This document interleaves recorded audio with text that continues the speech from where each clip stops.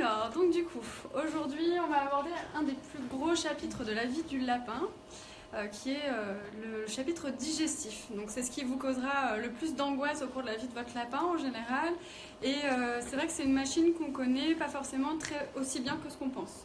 Donc voilà, du coup on va faire, vous allez voir, on va faire ça comme un vrai beau cours avec une petite phase d'anatomie, etc.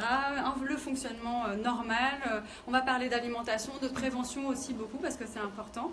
Et après on abordera les différentes maladies.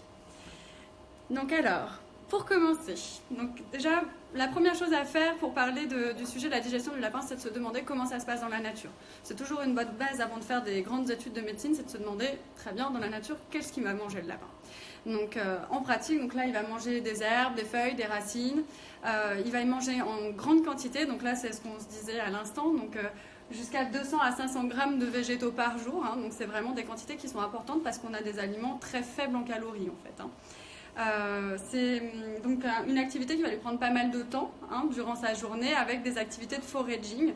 Pour ceux qui me connaissent en consultation, j'aime bien parler de foraging, donc de recherche alimentaire, et c'est quelque chose qui est important à recréer en captivité. Donc à la maison, quand on a un lapin domestique, c'est plutôt pas mal de lui donner de quoi chercher dans son alimentation, donc par exemple en cachant des granulés dans le foin, ce type de choses, en faisant des arbres à légumes, etc. Donc ça va avoir plusieurs intérêts. Donc une alimentation riche en fibres qui va permettre une usure dentaire, qui va permettre un bon transit et qui va diminuer les risques de fur chewing. Donc ça c'est un comportement qui consiste à mâchonner la fourrure et qui généralement apparaît lorsque le lapin n'a pas du tout ce comportement de foraging et de recherche alimentaire. L'autre chose, c'est que ça va diminuer les risques. Donc ça, c'est avec la stimulation du transit et avec les fibres, ça va limiter le risque de formation des trichobézoares. Donc je ne sais pas si ce mot-là vous dit quelque chose parce qu'on en parle souvent beaucoup entre propriétaires de lapins. La fameuse stase digestive avec la boule de poils qui s'accumule et qui devient très dure comme un corps étranger et qui empêche le transit en fait, qui fait occlusion. On va en reparler après, vous verrez que ce n'est pas une situation qui est si fréquente que ça. Mais ceci dit, c'est vrai que dans la nature, c'est quelque chose qui ne doit pas se présenter de manière très courante, tout simplement parce qu'il y a de la fibre, de la fibre, de la fibre et de la fibre. Et vous verrez que globalement, c'est un mot que j'aime beaucoup, fibre. Voilà. L'autre chose dans l'alimentation naturelle du lapin, c'est qu'elle est très riche en eau, puisque ce ne sont pas des herbes déshydratées, ce n'est pas du foin, ça va être du coup des verdures fraîches. Donc le fait d'avoir beaucoup d'eau dans son alimentation, ça, c'est quelque chose qui va avoir une tendance à diminuer les risques de déshydratation et de tous les soucis urinaires en général. Hop. Alors, on va parler un petit peu d'anatomie. Voilà, donc du coup, après, vous serez diplômé expert lapin aussi. Alors, déjà, là, sur cette petite image que vous voyez, donc on a le foie qui est ici. Et après, on a le tube digestif à proprement parler qui se trouve en dessous. Donc, on va commencer par l'estomac. Donc, l'œsophage, c'est le petit tube qui relie la bouche à l'estomac. Donc une fois qu'on arrive dans l'estomac, on a cette espèce de grosse poche qui peut beaucoup se dilater. Une fois que le lapin a bien mangé, parfois on le sent même à travers à la palpation abdominale. Et donc cet estomac, il est très acide. Il faut savoir que c'est un pH, donc une acidité qui est à peu près la même que celle d'un coca ou d'un vinaigre. Donc ce qui est très différent de ce qui se passe chez un carnivore domestique si vous avez des chiens et des chats. C'est vraiment totalement différent. Et cet estomac, sa grande particularité aussi, c'est qu'il n'est jamais vide. Un lapin, ça n'est jamais à jeun. Ou alors s'il est à jeun, c'est pas une très bonne nouvelle. Voilà. Donc il a toujours un remplissage qui est quasi à 50%. Même à un moment où il n'a pas mangé, il y a toujours 50% du bol alimentaire qui est présent dans cet estomac. Ensuite, on passe dans l'intestin, donc avec le duodénum, le jéjunum, etc. Et ça représente 12% du volume abdominal. Donc là, du coup, c'est ce qu'on va voir en dessous de notre espèce d'organe vert. Donc c'est toute la partie en longueur, que je vous pointe ici. Tout ça, ça correspond à l'intestin. Et donc ensuite, on arrive sur le gros organe qui est ici, qui est un organe qui existe chez nous, mais qui est de beaucoup plus petite taille, qui s'appelle le cæcum.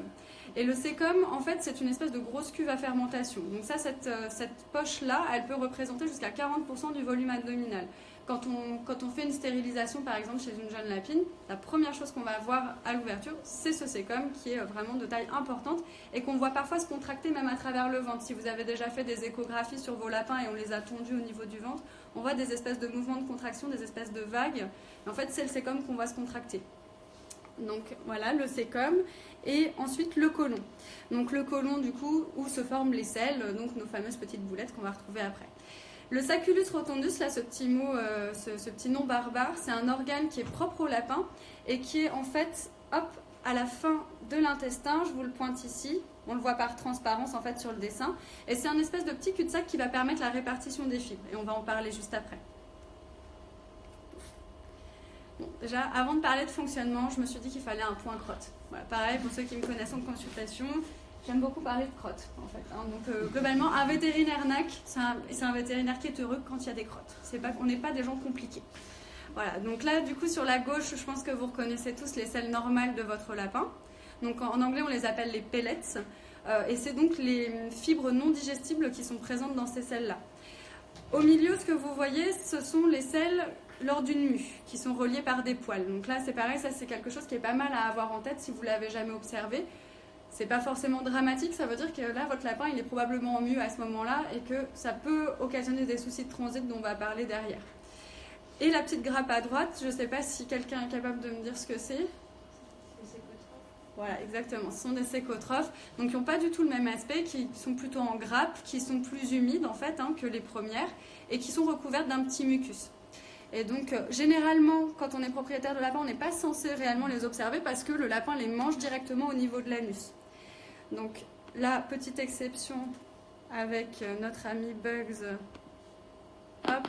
Je vais même te prendre en vidéo, petit Bugs. Bah voilà, donc du coup, hop, avec le son. Et là, si vous voyez bien, il y a un moment où il va tourner la tête. Hop, enfin, en tout cas, sa propriétaire lui tourne la tête.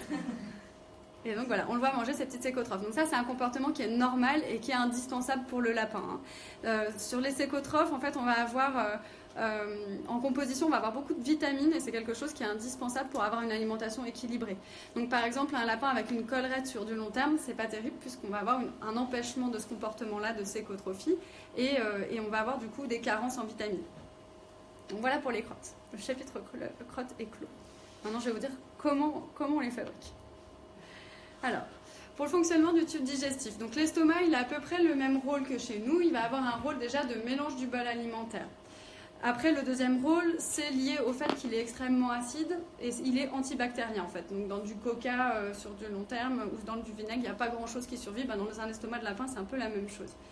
Après, on va avoir quelque chose qui est très particulier aux petits herbivores de compagnie, c'est la séparation des différentes fibres de l'alimentation.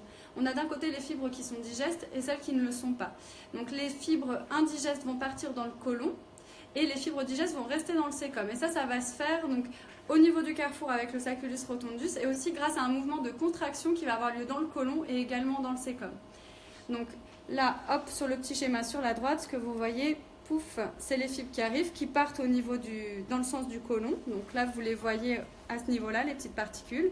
Et hop, grâce aux contractions du côlon, on va avoir vraiment une différenciation, deux chemins qui vont se faire. Les fibres non digestes du côté donc, du côlon et fabrication des sels classiques, celles qu'on avait tout à gauche, et les autres qui reviennent en arrière et qui vont être digérées dans le sécom. Alors, le lapin, lui, il est capable de digérer des fibres alors que nous, non. Nous, c'est vrai que la digestion des fibres, c'est pas trop notre truc. Le lapin, lui, en est capable parce qu'il a un tas de petits soldats qui travaillent à sa place et qui sont dans le sécom, ce sont tout simplement ces bactéries. Une bactérie, c'est pas forcément un mot péjoratif. Il y a des bactéries dont on a absolument besoin pour vivre et c'est le cas en particulier du lapin sur lequel il est assez connu qu'il ne faut pas attaquer certains types de bactéries sinon il est plus capable de digérer. Ce sont les bactéries du sécom. Ces bactéries-là, elles vont fermenter en fait au même titre que des bactéries qui vont fermenter du vin ou de la bière et elles vont dégager du gaz. Donc ça, c'est ce qu'on appelle des acides gras volatiles et le lapin, lui, il tire 70% de son énergie de ces gaz-là. Donc ce qui fait que dans un estomac, dans un abdomen de lapin, ça gargouille toujours un peu et ça, c'est normal. Donc ça peut même s'ausculter en consultation, voilà, pour savoir si ça tourne bien ou pas. Il y en a qui disent oui de la tête parce qu'ils m'ont déjà vu. Voilà, donc après le sacculus rotundus, lui, il va empêcher le retour des fibres du côté de l'intestin, où il y a déjà eu une partie de la digestion, les 30% restants. Alors donc, le gros chapitre que personnellement j'affectionne beaucoup, c'est le chapitre de la prévention. Donc la première chose, avant d'aborder la phase pathologie, c'est de dire qu'en fin de compte, un lapin qui est bien nourri verra assez peu son vétérinaire.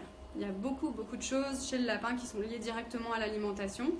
Et donc pour faire fonctionner ce tube digestif correctement, qu'est-ce qu'on lui apporte ? Donc on avait parlé tout à l'heure de ce qui se passait dans la nature, donc ça ne vous paraîtra pas illogique que je vous parle de foin, je pense. Donc le foin, c'est tout simplement des herbes déshydratées. Après, ça peut être différentes natures. Il y a la luzerne, il y a la fléole des prés, pardon, je pense toujours au nom en anglais, le Timothy Hay. Voilà, vous avez le foin de Cros par exemple qui est un mélange fixe en composition, mais c'est vrai que selon les foins, on ne sait pas toujours quelle est la plante précise. Bon, ça revient en gros à une herbe qui est déshydratée. Donc ça doit être l'apport principal d'énergie pour votre lapin, ça doit être la base de son alimentation. Non, je parle. Oui, alors ça on va dire pourquoi après. Parce que c'est quand même hyper moins bon que notre deuxième point, qui est le granulé. Et le granulé, en fait, c'est un aliment qui a été formulé. Donc c'est du foin compacté, hein, le granulé, globalement, c'est ça. La seule chose, c'est que c'est du foin qui est coupé en petites fibres pour le faire tenir sous une forme de croquette. Et en général, il y a quand même des composants comme de la mélasse, par exemple, qui sont utilisés. Donc la mélasse, c'est du sucre non raffiné qui est en pâte, qui permet d'unir ce bâtonnet. Et du coup, c'est hyper bon. C'est ça le problème. Et donc, du coup, on a tendance à le préférer au foin. Et donc ça, le granulé, le souci, c'est qu'il faut vraiment le considérer comme une friandise. Moi, je le compare toujours au Nutella. Parce que, bon, on sait très bien que le Nutella, oui, c'est très bon. Mais c'est pas vraiment le truc qui va nous nourrir, qui va nous aider à grandir, à avoir une silhouette svelte et un transit merveilleux. Et pour le lapin, c'est absolument pareil. Donc le granulé, c'est très bien pour le faire grandir. Ça apporte des vitamines. Donc c'est vrai que pour un lapin qui ne consomme pas du tout de foin, par exemple, le granulé, il doit quand même être utile pour cette partie-là. Mais par contre, il n'est absolument pas indispensable. Voilà, il sert vraiment à faire grandir. Et après ça, moi, j'ai tendance à même quasi totalement l'arrêter. Et on va en reparler, mais c'est vrai qu'il n'use pas assez les dents. Il a une fibre qui est trop fine, en fait. Voilà. Donc le granulé, lui, c'est un complément d'énergie, comme on l'a dit, et son inconvénient, ça va être souvent que dans les composés qui sont utilisés, on a souvent le foin de luzerne qui est un peu riche en calcium, et donc il y a du sucre souvent et qui est riche en énergie, donc on va avoir des prédispositions à l'obésité. Donc l'obésité, on va en reparler derrière, mais c'est vrai que c'est un des facteurs qui peut causer des soucis dans le transit derrière. Après, ce qu'on retrouve, donc, qui au niveau plaisir sera l'équivalent d'une friandise, mais qui par contre a un réel intérêt, c'est la verdure fraîche, donc qui va avoir tous les intérêts de l'alimentation naturelle du lapin. Elle est riche en eau, elle a des fibres, ils l'apprécient également beaucoup en général, donc quand ils sont habitués à ces jeunes, c'est vrai qu'ils se prennent souvent assez plaisir. Quand ils n'ont pas connu trop le granulé ou qu'on les a pas trop laissés s'habituer à cette petite friandise-là, en général ça se passe plutôt bien, et ça on peut en donner jusqu'à 100 grammes par kilo par jour à côté du foin. Donc ça, on va le mettre en place au-delà de l'âge de 4 mois parce qu'avant, le tube digestif du lapin n'est pas mature pour recevoir une alimentation si riche en eau. On l'introduira toujours progressivement. Là, vous avez une liste de verdures fraîches que vous pouvez utiliser pour vos lapinous. Alors, il existe des listes qui ont été publiées sur Marguerite et compagnie. Vous pouvez la retrouver également sur mon site internet que je vous ai noté en bas. Donc, je ne vais pas trop la détailler.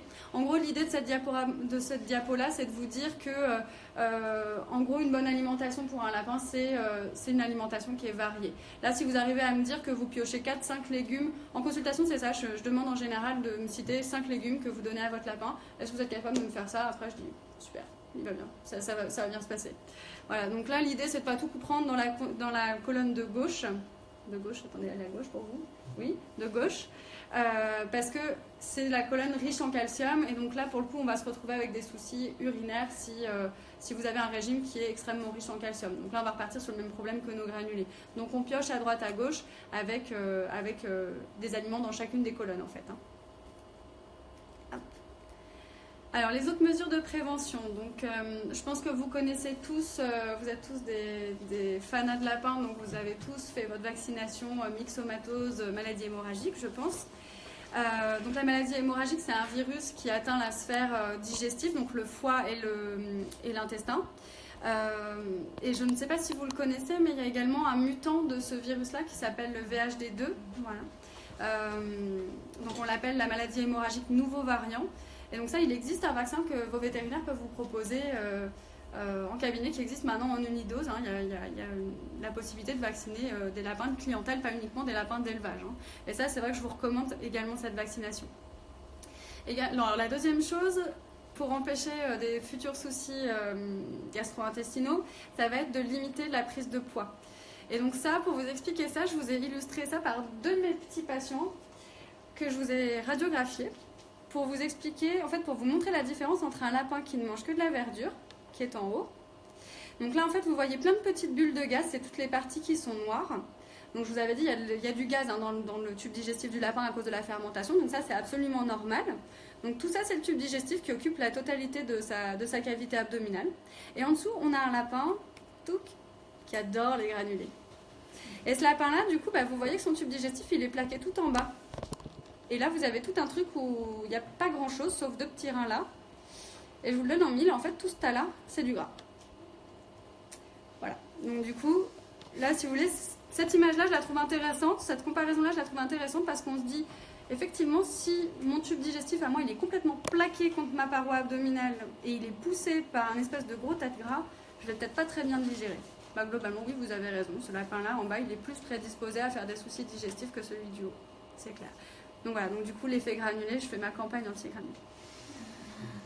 Et la dernière chose pour la prévention, c'est de brosser lors des mues. Ça, c'est important aussi pour les petits filaments qu'on a vus qui relient les crottes en chapelet, comme on a pu le montrer sur la photo de tout à l'heure. C'est vrai que les lapins en intérieur n'ont pas forcément les mêmes stimuli de saison qu'à l'extérieur. Donc, ils vont avoir une tendance à faire des mues assez régulières, parfois des mues assez impressionnantes.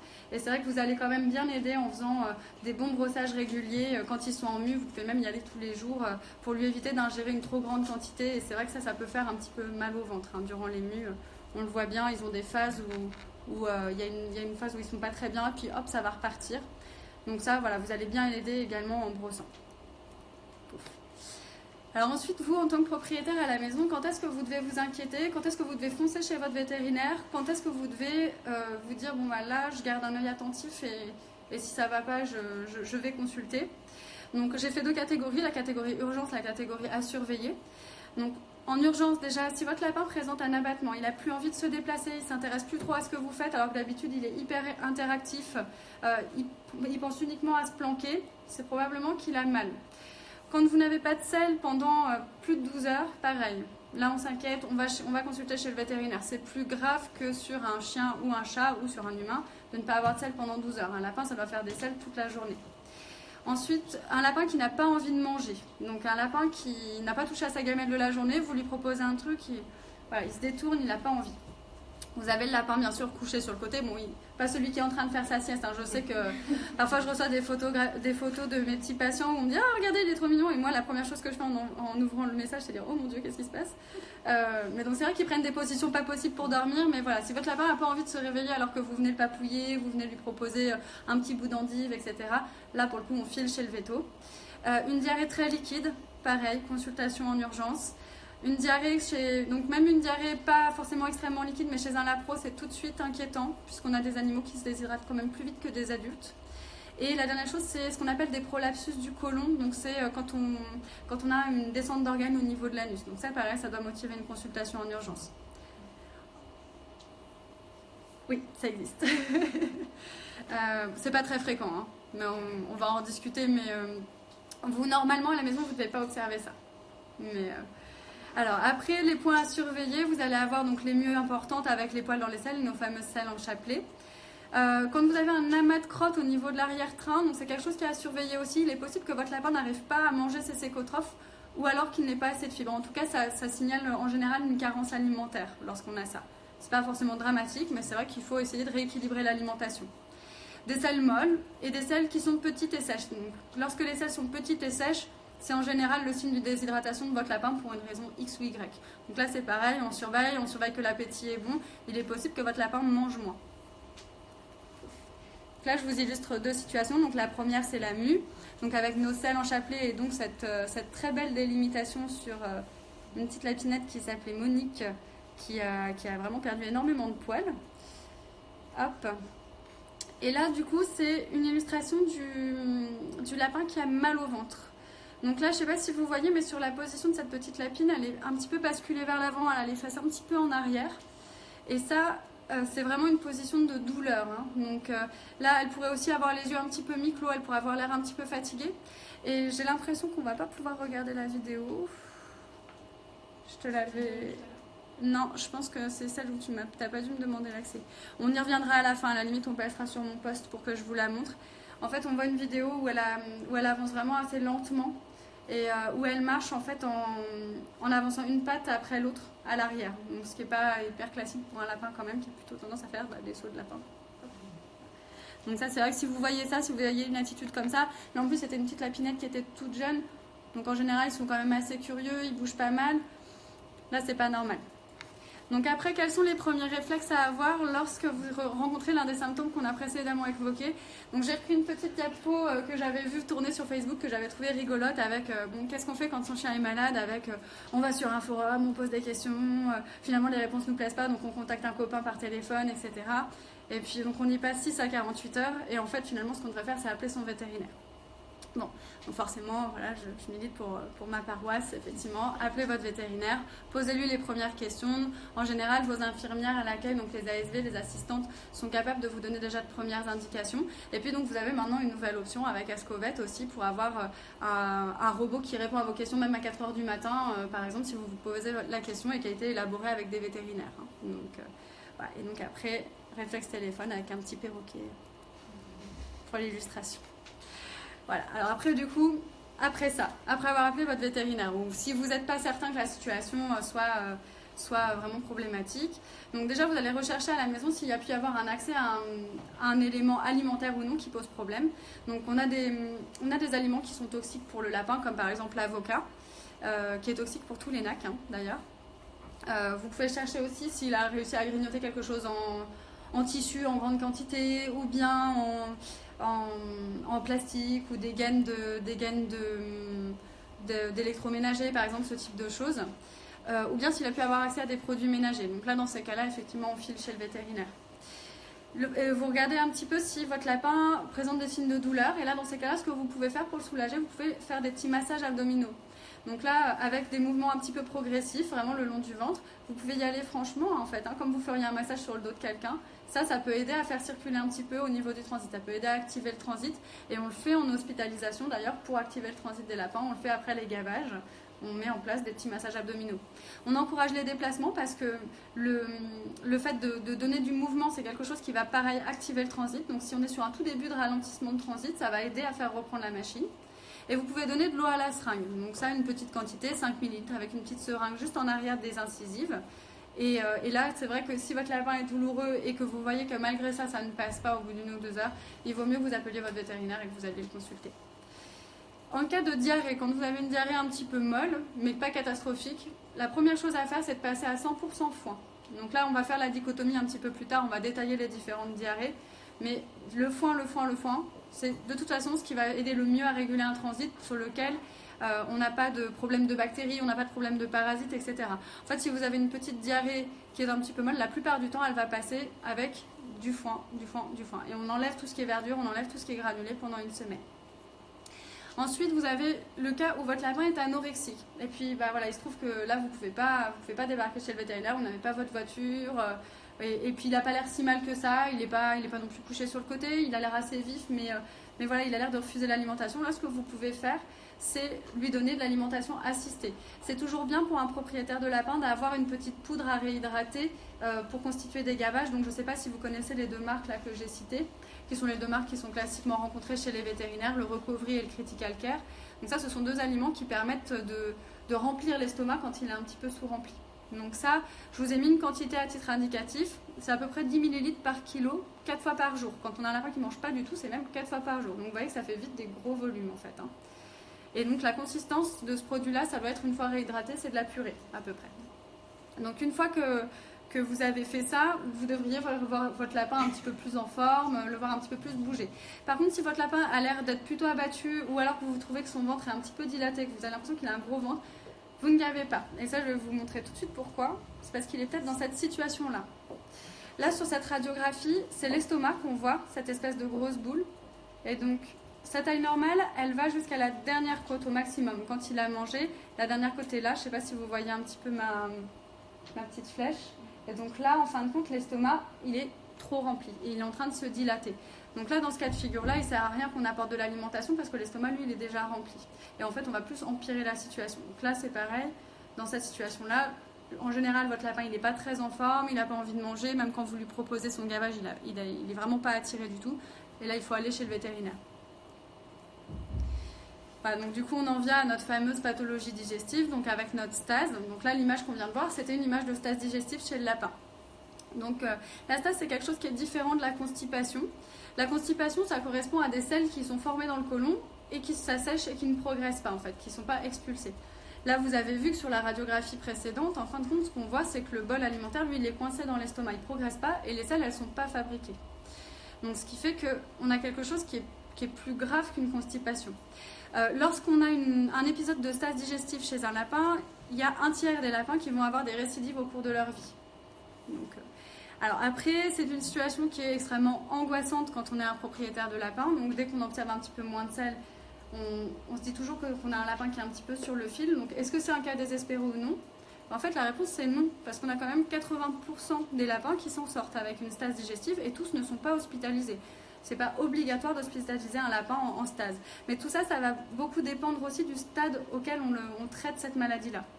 Donc, ce qui fait que, en fait, vous, votre connaissance de votre lapin, elle est essentielle pour le vétérinaire, en fait. Elle est vraiment essentielle parce que vous, en étant attentif au comportement habituel et à un changement chez votre lapin, vous allez détecter ces situations-là beaucoup plus tôt que quelqu'un qui a son premier lapin et ça lui arrive dans les 6 premiers mois et voilà, il est un petit peu désemparé parce qu'il ne connaît pas bien encore son lapin. Donc ça, c'est essentiel et moi, je sais que des stases digestives, j'en vois beaucoup. Mais comme j'ai beaucoup de propriétaires qui sont très très impliqués, en fait ils me les emmènent très tôt. Et c'est vrai qu'il y a des fois où je les laisse repartir à la maison avec beaucoup de soin. Donc au bout de 2-3 jours ils me détestent, mais leur lapin va bien.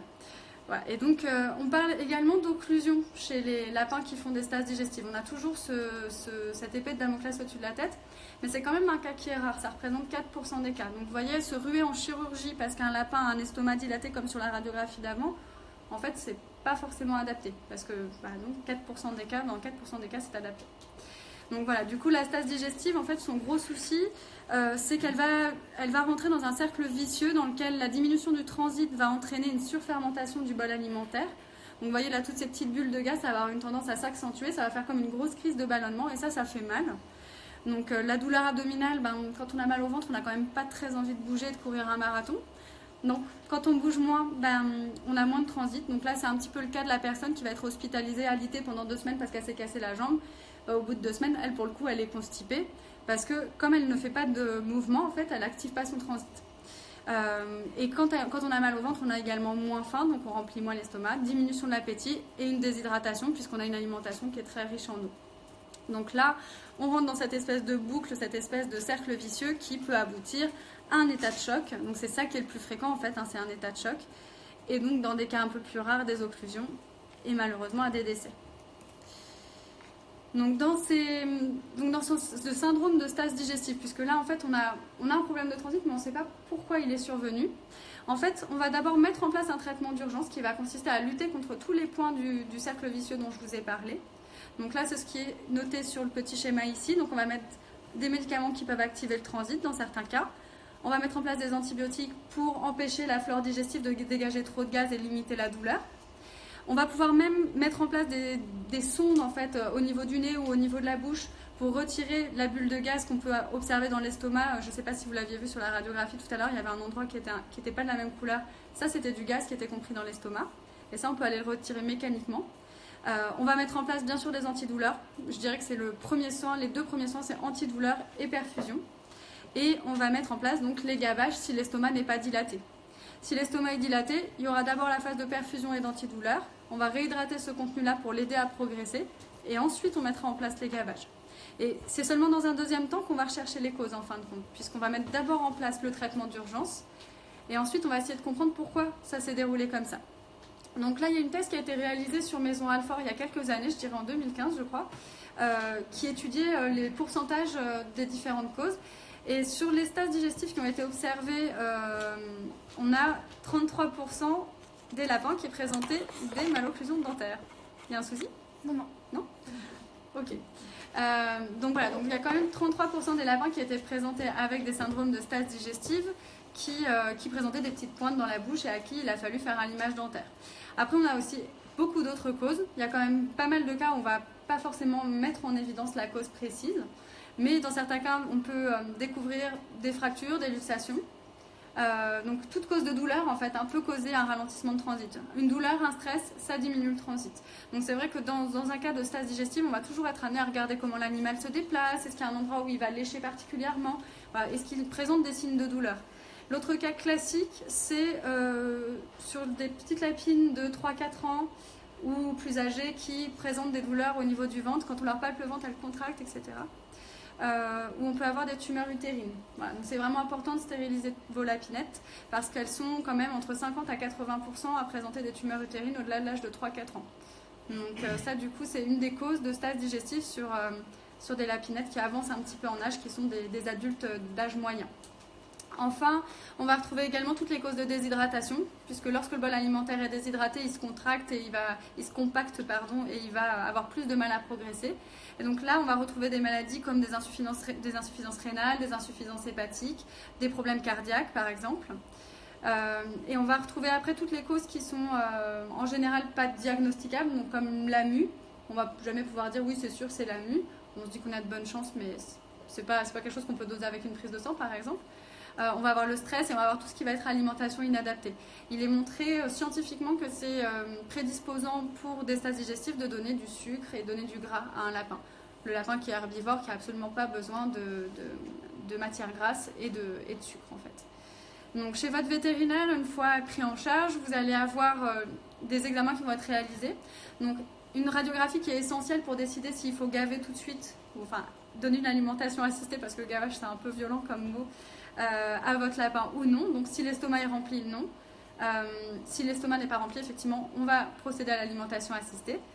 On va faire également en général une prise de sang pour doser la glycémie, donc c'est le taux de sucre dans le sang. Donc ça, c'est pas pour diagnostiquer un diabète parce que c'est une maladie qui n'a pas été mise en évidence chez le lapin, mais ça a été montré comme un facteur pronostic. En fait, ça permet de donner un petit peu une idée des chances de récupération de votre lapin. Si elle est très élevée, c'est pas bon signe. Si elle est basse, c'est qu'on a un bon pronostic. Et que d'ailleurs, quand on a une glycémie qui n'est pas très haute et que le lapin est plutôt pas mal, c'est là qu'en général, on va vous dire bon bah ok pour rentrer à la maison avec les soins. Donc ensuite, il va y avoir la deuxième phase des examens, donc après la mise en place des traitements d'urgence, qui va être pour essayer de mettre en évidence les différentes causes dont je vous ai parlé. Donc par exemple une échographie, une prise de sang, pour voir si on a un souci au niveau du cœur, un souci au niveau de l'utérus, donc ce sera l'échographie, l'échocardiographie si on a besoin de faire un examen du cœur, un bilan sanguin si on suspecte une insuffisance rénale. Donc là, on va passer à l'autre extrême, donc, parce qu'on parle beaucoup des stases digestives, mais c'est vrai qu'il est plus rare qu'on s'étende sur les diarrhées du lapin.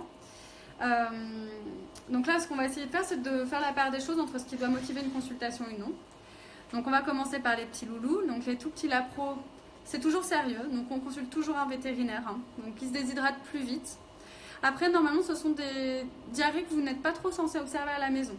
Classiquement, un lapin, vous devriez l'avoir au-delà de l'âge de 8 semaines, parce que la plupart des pathologies qui sont présentes, des diarrhées de sevrage, en fait, comme on les appelle, sont présentes avant cet âge-là. Donc, quand on achète un lapin en animalerie, c'est toujours un petit peu compliqué parce qu'on n'a pas forcément la date exacte de naissance. Donc, c'est vrai que la solution idéale et la solution la plus confortable, c'est toujours d'avoir son petit éleveur qui nous dit bah voilà, il est né à telle date, etc. Ceci dit, voilà, il y a aussi également des animaleries qui sont de très bonne qualité, qui font appel à des super éleveurs. Donc, c'est bien si on peut vous donner la date de naissance, c'est quand même bien. Donc, plus de 8 semaines et en général, sur les élevages qui sont hyper motivés, il y a des traitements qui sont faits en amont de l'adoption pour notamment la coccidiose. Qui est une maladie parasitaire qui peut donner ces descentes d'organes dont on parlait tout à l'heure. Donc c'est pour ça que je vous disais, ça c'est quelque chose que théoriquement qui est assez rare de voir chez des lapins de compagnie, parce que c'est quelque chose qui arrive plutôt sur des lapins qui sont assez jeunes. Voilà. Et en général, les éleveurs traitent contre la coccidiose. Donc ils font un traitement préventif, donc c'est quelque chose qu'on observe quand même rarement. Moi en consultation, des coccidioses, j'en ai très peu. Voilà, donc toutes les diarrhées de sevrage, c'est un terme qui est assez large, donc qui nécessite toujours une hospitalisation et qui va regrouper plusieurs maladies. Donc la lantérite proliférative, donc ça c'est une maladie qui est due à une bactérie de la famille des Clostridies. Les lantérites prolifératives, c'est une bactérie qui s'appelle Lawsonia intracellularis, pour ceux qui ont envie de briller en société, et qui font des espèces de petits polypes au niveau du côlon notamment, et qui va énormément déshydrater le lapin. L'entérite mucoïde, donc là pour le coup on va avoir des diarrhées qui vont être pleines de mucus, donc vous savez un aspect un petit peu gélatineux. Et les entérotoxémies également sont des maladies à prendre en compte et sont en fait une complication de la plupart des diarrhées.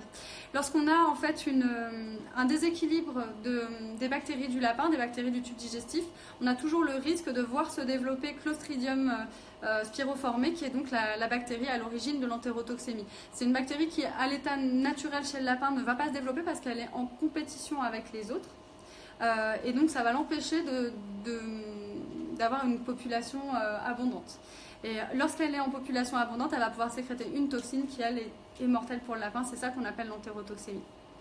Donc, du coup, au niveau prévention, pour le lapro, on a dit adoption à plus de 8 semaines.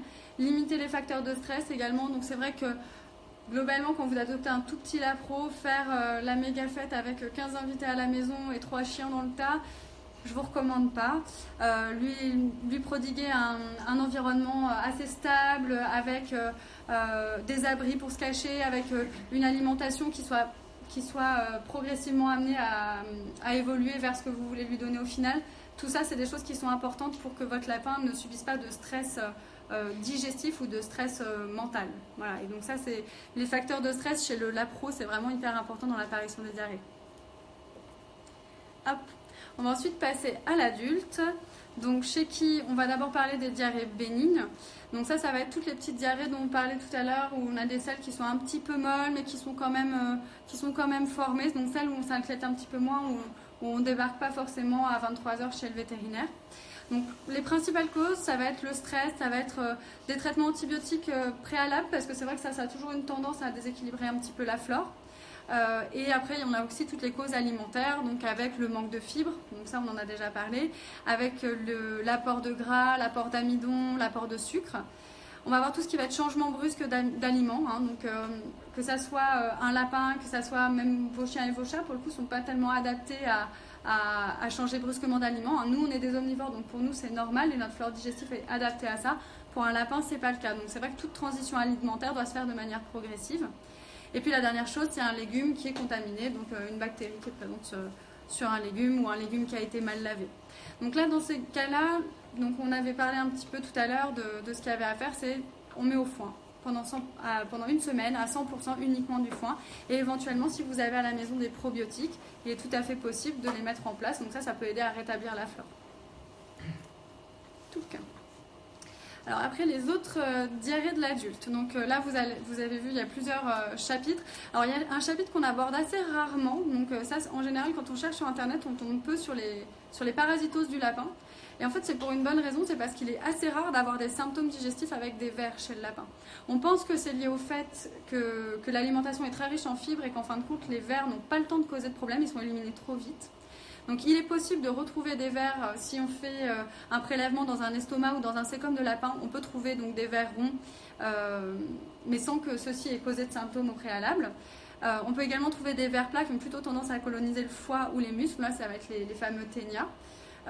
En pratique, ces vers-là, ils vont causer des soucis des symptômes gastro-intestinaux dans le cas où ils sont très nombreux. Donc la recommandation, c'est en fait de vermifuger régulièrement avec des spécialités que vous devez connaître, comme les petites pipettes qu'on applique à la base du cou, le Stronghold ou l'Advocate, voilà, qui sont généralement appliquées en consultation quand vous allez faire le vaccin annuel. Vous avez ensuite tout ce qui est diarrhée bactérienne. Donc les diarrhées bactériennes, on va avoir donc, notamment la maladie de Tyser qui est très très liée au stress.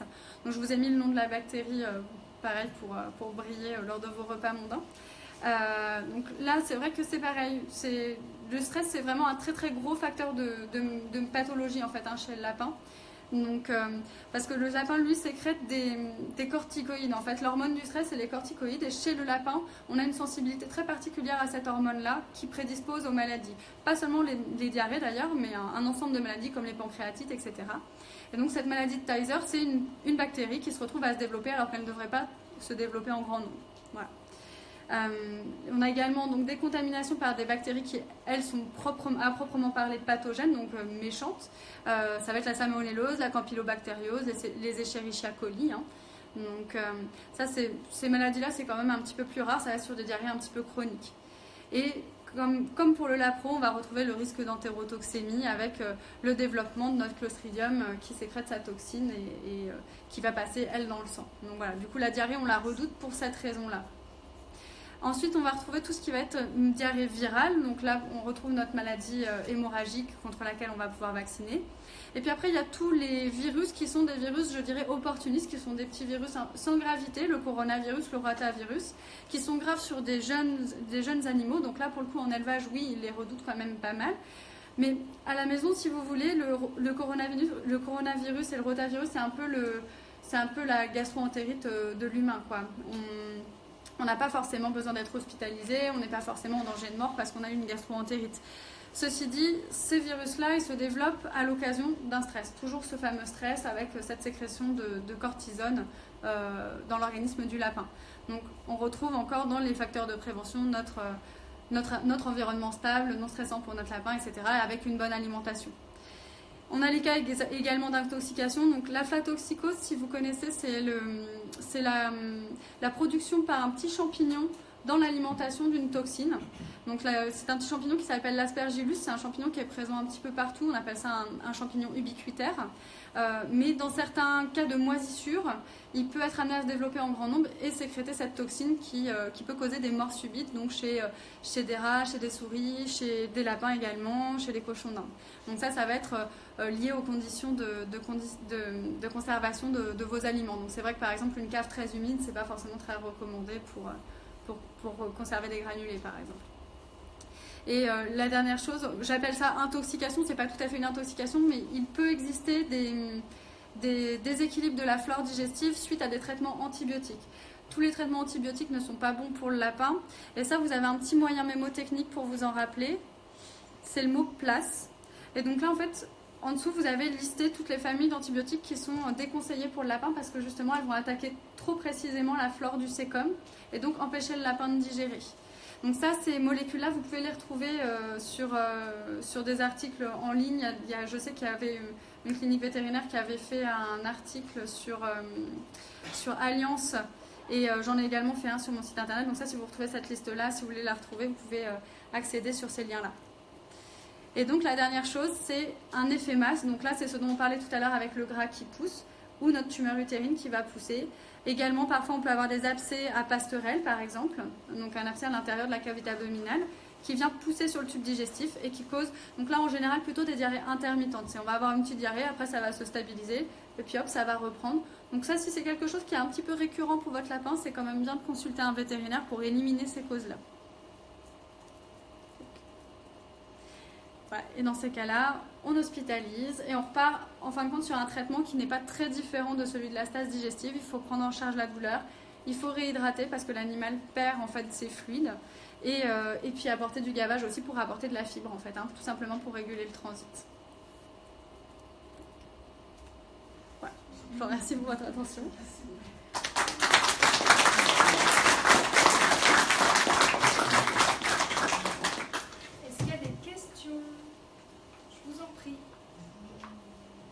S'il n'y en a pas, j'en ai sur le live. Ouais. Alors au début, je n'étais pas là tout de suite, donc tu me dis si tu as déjà répondu. Oui. Alors, dis-moi. Faut-il s'inquiéter si parmi les crottes, il y en a des toutes petites, des normales et des plus grosses? Alors ça fait partie pour moi de la catégorie du à surveiller. Donc effectivement, s'il y en a qui sont plus petites et il y en a qui sont de taille normale, ça peut vouloir dire notamment qu'il y a un souci dentaire. C'est pas 100%, loin de là. Mais globalement, ça peut vouloir dire qu'il y a quand même un souci au niveau de la quantité d'aliments ingérés déjà et d'une possible déshydratation. Donc là, c'est pareil, si on a ça sur une journée, c'est pas très grave. Si ça rentre dans l'ordre sous 24-48 heures, ça me va. Si ça commence à devenir régulier, on consulte. Pas de questions dans la salle? On ne boit pas, par exemple, c'est normal. Pardon? On n'a pas de boire. Vous lui donnez de la verdure fraîche ou pas? Oui. D'accord. Oui, alors en fait, là, ça va vraiment beaucoup dépendre de l'alimentation que vous donnez à votre lapin parce que vous avez des alimentations qui sont très sèches. Ça va être typiquement le lapin qui mange son foin et ses granulés. Donc là, on a très très peu d'eau en fait dans cette alimentation-là. Donc lui, il va boire, il va même boire beaucoup. Ça boit à peu près 120 ml par kilo, un lapin. Donc vous voyez, c'est énorme en fait par rapport à ce qu'on boit nous, par rapport, enfin remarquez, nous, je sais pas. Mais par rapport à un chat ou un chien, par exemple, c'est énorme. On va avoir un petit lapin de 2 kilos qui boit autant que notre chien qui en fait 10, quoi. Et ça, c'est normal. Mais il boit jamais. Hein. Voilà. Et par contre, après, quand on fait une transition alimentaire, et ça m'arrive souvent en consultation, c'est quand je dis, bon, bah, bref, j'aime pas vos granulés, bon, bah, ça, du coup, vous l'aviez compris. J'essaie de les faire diminuer, on introduit la verdure. Je précise toujours, attention, votre lapin va beaucoup moins boire parce qu'il a une alimentation qui va être beaucoup plus riche en eau. Dans un légume, vous avez généralement entre 80 et 90% d'eau. Donc en fait, son eau, il la tire juste différemment. Il boit, mais c'est juste qu'on ne le voit pas faire puisque c'est dans votre verdure. Mais ça revient au même. Ça revient tout à fait au même. Ouais, absolument. Et c'est vrai que là, on revient au cas du lapin naturel, en fait, où dans son alimentation, comme elle est très riche en eau, on va favoriser l'hydratation et on va diminuer tout ce qui est risque de calcul, etc. Donc non, en fait, c'est absolument normal. Et je vous dirais même que ça m'arrive qu'on me rappelle. Si j'ai pas pensé à dire ça en consultation, en général, j'ai un coup de fil dans les 2 semaines, mon Dieu, mon lapin ne boit plus du tout. Je dis, oui, c'est que j'ai oublié de vous le dire, mais effectivement, vous apportez l'eau autrement. Voilà. Vous m'auriez dit la même chose avec un lapin qui mangeait foin et granulés. Là, non, effectivement, c'est pas normal. Voilà. C'est pour ça. Voilà. Après, en général, on s'inquiète plus d'un animal qui boit trop que d'un animal qui ne boit pas assez. Voilà, parce que les animaux, donc les lapins qui boivent trop, peuvent avoir un souci de foie, un souci de rein. Ou alors, parfois, ça peut arriver sur des soucis dentaires aussi. Quand ils ont des pointes dans la bouche, ils peuvent boire un peu plus. Pour une raison que je ne m'explique pas vraiment. Mais donc là, c'est vrai que dans ces cas-là, on s'inquiète souvent un peu plus que lorsqu'ils ne boivent pas assez. Ça nous embête sur le long terme s'ils ne boivent pas assez. Pendant les périodes de nuit, souvent, on peut éviter justement les crottes en chapelet. Ouais. On dit souvent qu'il faut donner un peu d'huile de paraffine ou des comprimés type papaya fruit. C'est intéressant ça pour le lapin ou... Alors, la paraffine, c'est quelque chose qui n'est pas du tout prouvé. En réalité, pour moi, c'est un peu un contresens, la paraffine. Je trouve que c'est bien plus intéressant d'apporter plus de fibres que d'apporter de la paraffine. Mais après, c'est juste une manière différente de faire les choses. La paraffine, elle aide à faire glisser. La fibre, en fait, elle a vraiment un effet mécanique d'activation du transit. Donc, en fait, pour moi, la solution la plus naturelle et celle qui est en fait montrée scientifiquement, pour le coup, c'est celle des fibres. Donc, moi, ce que je recommande, c'est de la fibre. Mais je ne vois pas d'inconvénient majeur à la paraffine, si ce n'est qu'il faut un tout petit peu se méfier parce que les huiles de paraffine, on peut causer des soucis pulmonaires avec. Donc on a des pneumopathies huileuses qui sont possibles. Donc c'est pour ça qu'à choisir entre les deux, je vote pour la fibre. Merci. Avec plaisir. Alors, Non, je regarde parce qu'il y a ce coin-là que je vois moi. un lapin qui fait un blocage intestinal va-t-il quand même faire des sécotrons? Non, il ne va pas en fabriquer non plus. Pas du tout. Non. Ok. Ouais. Alors après, en cas d'arrêt de transit, en général, on arrive à rétablir ce transit sous 24 à 48 heures. Hein. Donc on n'aura pas le temps d'installer les carences dont je parlais avec notre collerette pendant 3 semaines, etc. Toujours pas?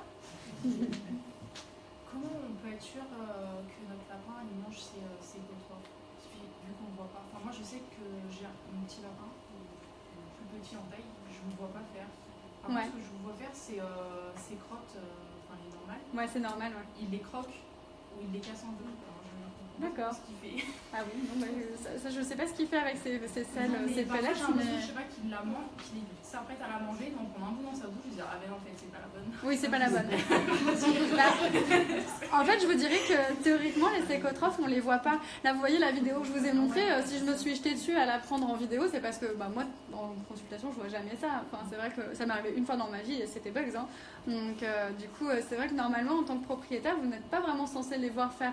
En général, ils font ça quand ils sont un peu au calme et ça peut arriver, mais c'est vrai que non, en général, c'est quelque chose qu'on n'observe pas.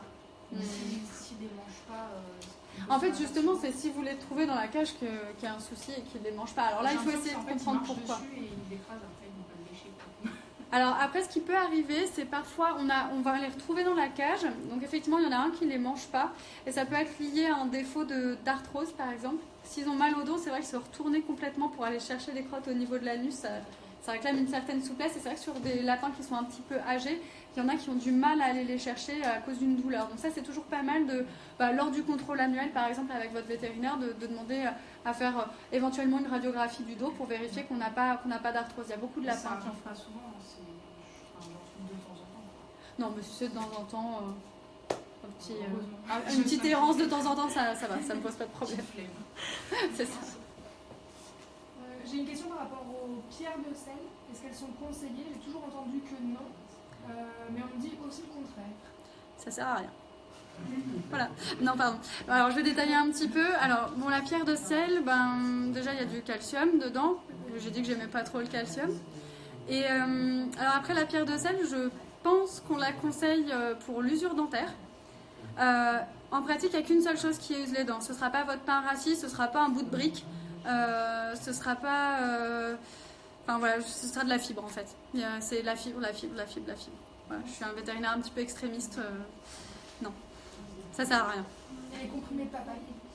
Alors comprimés de papaye, pour moi c'est des comprimés de vitamine C, ça là, non? Non, les comprimés de papaye, a priori c'est sous forme de comprimés, ça veut dire qu'on a des pastilles qui sont assez fines. Donc là, à part faire plaisir et éventuellement apporter des probiotiques, parce que c'est... C'est pour les mous comme le jus d'ananas. Ouais, non en fait ça a aucun effet montré scientifiquement, alors pour le plaisir pourquoi pas, et ça pose pas fondamentalement de problème, mais par contre l'intérêt d'un point de vue digestif, de toute façon à partir du moment où vous avez quelque chose qui est en grain très très fin, ça ne peut pas avoir un intérêt du point de vue digestif, donc du coup oui pour le plaisir mais non pour l'intérêt. Et du coup le jus d'ananas? Pardon, le jus d'ananas.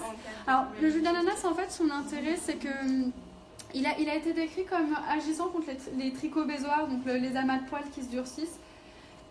C'est pareil, scientifiquement, ça n'a pas été montré du tout l'efficacité. En fait, ce qu'on s'est dit après coup, c'est que là où ça pouvait aider, c'est comme c'est un peu sucré, c'est sympa, en mettre un peu dans l'eau, ça favorise le fait de boire. Et moi, je le fais faire, pas parce que je pense que le jus d'ananas a un réel pouvoir thérapeutique, mais parce que c'est vrai que sur des lapins qui n'aiment pas trop boire, en mettre quelques gouttes dans l'eau, voire, je sais pas, 0,5 ou 1 millilitre, ça peut stimuler la boisson, donc ça c'est plutôt pas mal. C'est juste pour encourager à boire en fait. A priori l'intérêt il ne serait que celui-là. Mais c'est vrai qu'il y a un moment où c'était communément admis, mais a priori non, d'un point de vue biologique, on n'a pas réellement de preuves dans ce sens-là. Mais ça pose pas de réels problèmes non plus. Et acidifier l'eau avec du vinaigre blanc? Pas besoin, il y a déjà l'estomac, c'est ça que vous vouliez me demander? Des fois, en élevage, j'ai entendu des... Oui, pour les vers. Mettre un peu de vinaigre dans l'eau, des fois une fois par mois, juste une fois pour réacidifier en cas si on a un lapin. Normalement, si vous avez une alimentation qui est équilibrée, il n'y a pas besoin de faire quelque chose comme ça. Le pH va se maintenir de lui-même avec l'alimentation adaptée à base de fibres. Du coup, on avait une question. Je crois qu'il y avait Christine qui avait une question. Moi j'ai une question. Pour transporter les lapins en voiture, pour Ouais. se stresser, qu'est-ce qu'il faut faire? Alors, un long trajet. ouais. Pas un long trajet, c'est 8 heures. D'accord, ça marche. Valium? Non, alors pour un trajet en voiture, ce que vous pouvez faire, c'est déjà donc avoir un environnement qui soit confiné, ça c'est important. Voilà, la boîte de transport, donc ça c'est bien. Vous pouvez mettre une petite serviette dessus. Et après, il y a pas mal de choses qui sont possibles pour prendre en charge le stress, même de manière un petit peu anticipée par rapport au transport. Donc sans forcément abrutir le lapin, mais c'est vrai qu'il y a notamment...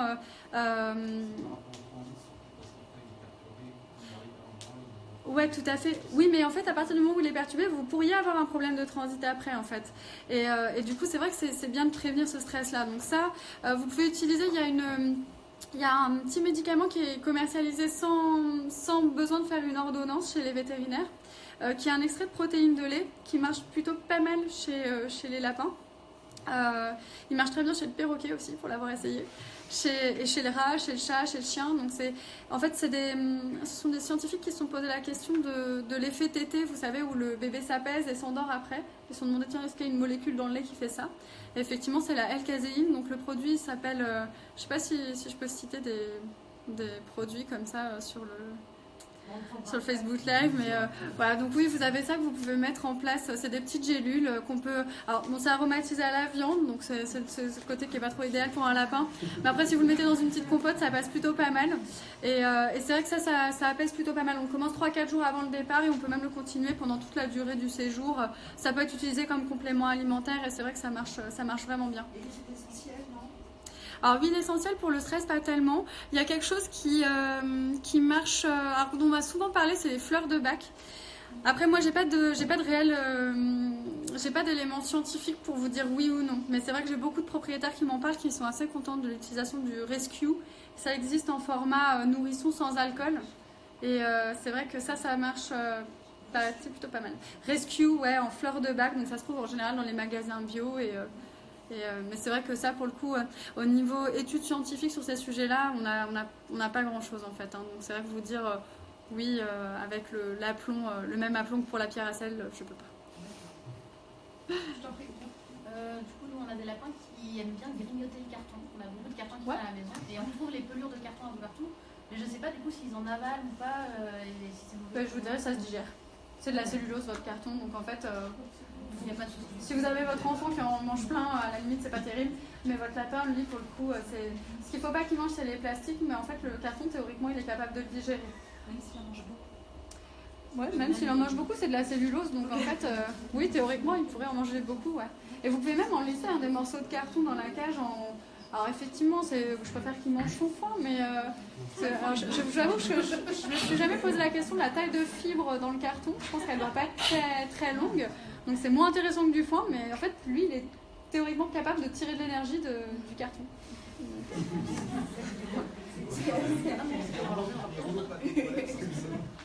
Pardon ? C'est pareil. Ouais, c'est pareil. Alors, vous savez pourquoi je les utilise, les rouleaux de papier toilette, moi ? Pour faire des râteliers. Ouais, alors, c'est pas cher hein, comme solution, là, c'est le low cost râtelier. Mais non, quand vous avez par exemple un lapin qui éternue parce qu'il a son foin par terre qui est un peu poussiéreux, vous prenez votre rouleau de papier toilette, bon, terminé, du coup, et vous bourrez avec le foin, ça évite d'avoir le foin partout parce que, bon, je pense que vous connaissez tous la petite tendance déménageur de vos lapins, qui après vous refont une déco intérieure de leur goût, mais peut-être pas du vôtre. Et en général, avec un peu de pipi par-ci, un peu de crotte par-là, ça vous évite ça. Et si vous n'avez pas déjà votre beau râtelier à l'extérieur de la cage, et ça les fait chercher aussi. Ah, le petit. Ouais, pour les occuper pendant le trajet en voiture, c'est vrai que c'est une bonne idée. Ouais. Il ne mange pas pendant le trajet. Ah ouais.